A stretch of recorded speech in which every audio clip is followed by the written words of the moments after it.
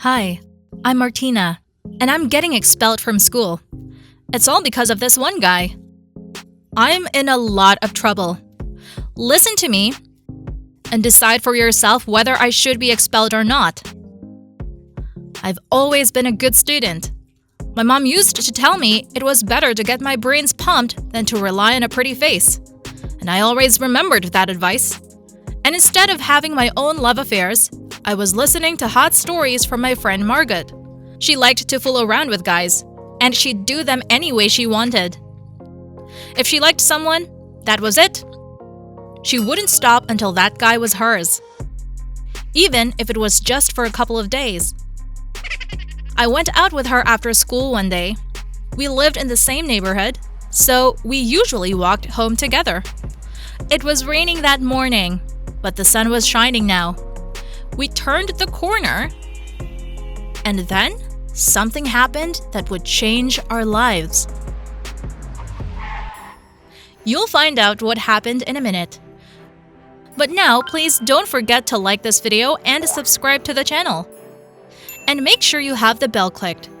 Then you'll know when there's a new video coming out on the channel. All of a sudden, a car dashing around the schoolyard at full speed and drove through a puddle, poured water on us, and Margot got more water on her. The driver's window popped open and a guy looked out. "Excuse me, ladies."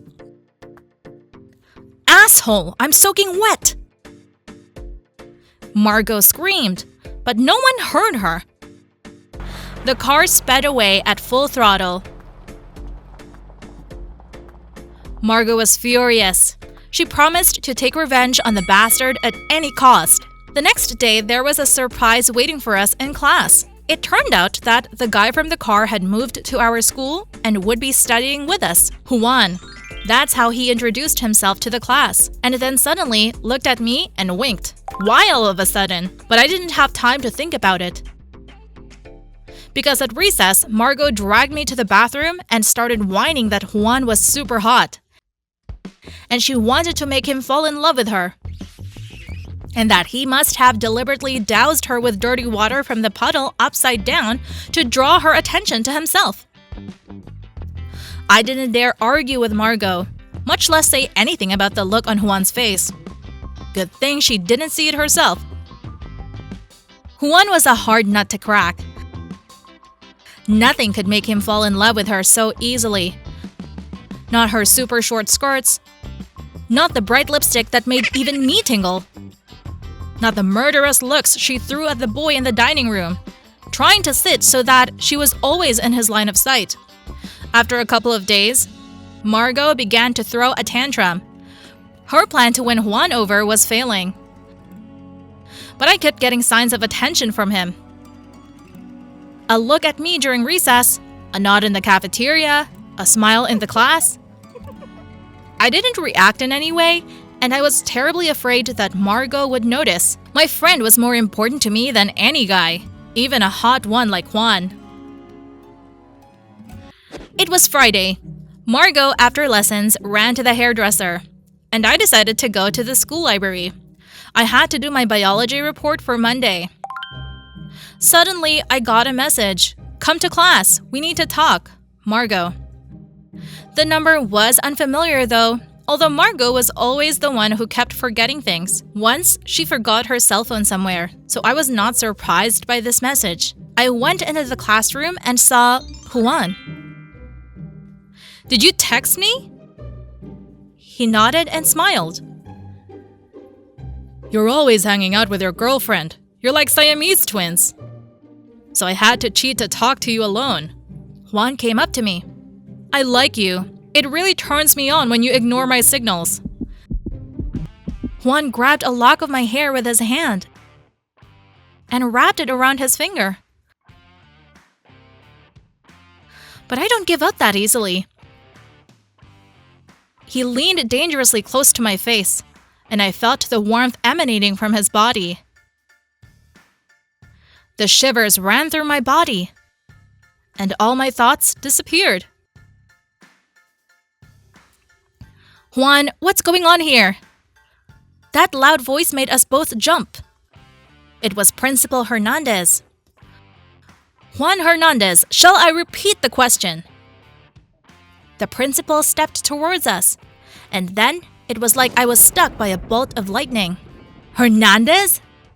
Is that your mother? Juan barely nodded in response. I was shocked. Everyone knew that when she was angry, Principal Hernandez was ruthless, and now it seemed like steam was coming out of her ears. Get away from my son! Tomorrow with the parents in my office. This kind of behavior is unacceptable in school. And you, Juan, go home and do your homework. And she walked off down the hall.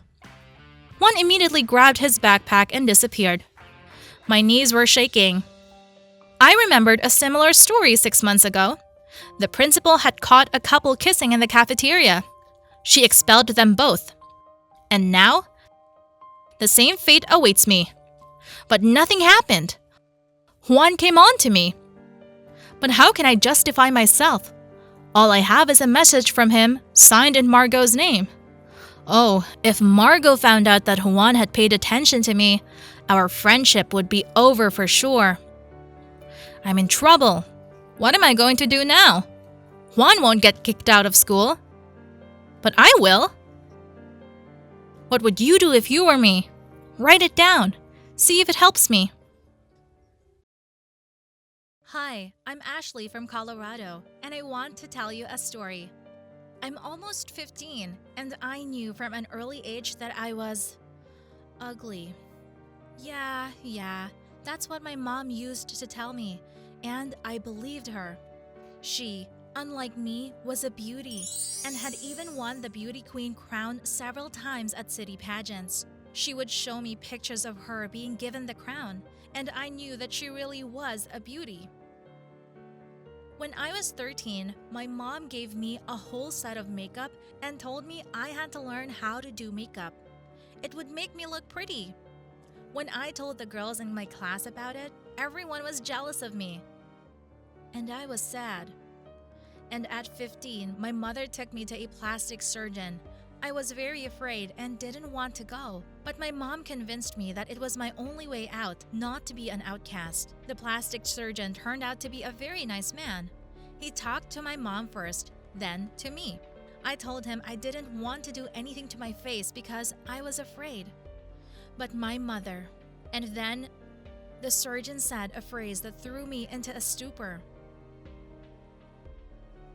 I haven't seen a face as beautiful as yours in a long time, Ashley.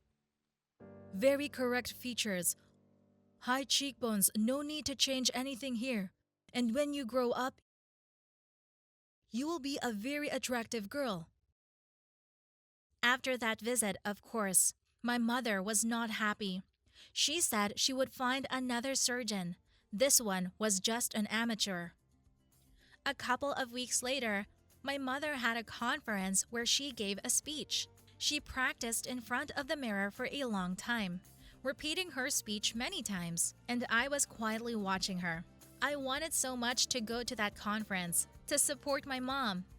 But she answered my question with a stern refusal. There is nothing for you to do here, Ashley. Some other time. And frustrated, I stayed home by myself. But it just so happened that my mom was very close friends with the mom of a girl in my class, Clara. And Clara wrote me that she and her mom would be at this conference, and if I wanted, I could go with them. I was so excited.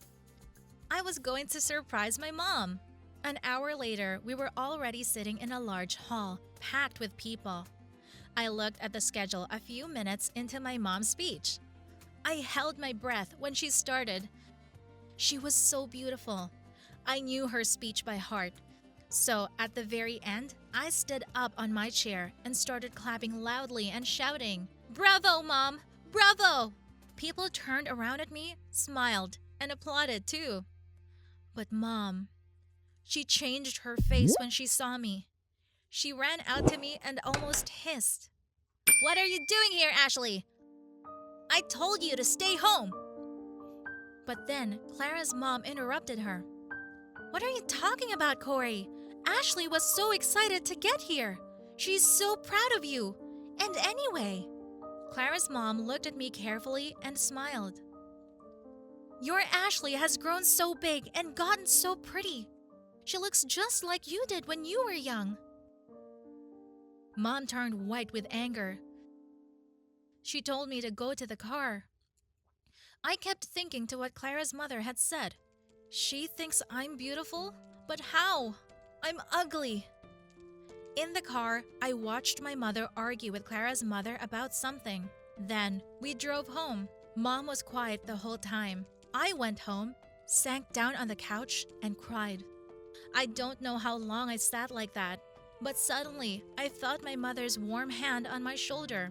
I looked up at her in surprise. I'm sorry, Ashley. Mom's voice was trembling. I'm sorry for calling you ugly. That's not true. And Clara's mom helped me realize my mistake today. I'm just bringing you down. Mom, I know I'm not pretty. And I don't care. Now I was trying to calm her down. Mom started crying. No. You heard the surgeon and Clara's mom. You're beautiful. Ashley, you really are beautiful. Now I didn't understand anything anymore. I can't stand the fact that I'm getting older. I hate my wrinkles. I can't accept that I'm not a beauty queen now. That's why I made you believe that you're not beautiful. But trust me, we'll get over it. Clara's mom recommended a therapist, and he can help. Just don't despise me, Ashley. And my mother sobbed on my shoulder. It's been almost a month since then. The visits to the psychologist really helped. My relationship with my mom has improved, and I'm so glad that she and I are like two close friends now. And last week, I met a guy and we started dating. And my mom is totally cool with me standing in front of the mirror and styling my hair and putting on makeup. I'm so glad that's solved. How are things with your mom? Do you get along well? No problems communicating? Write to me. I'm very interested.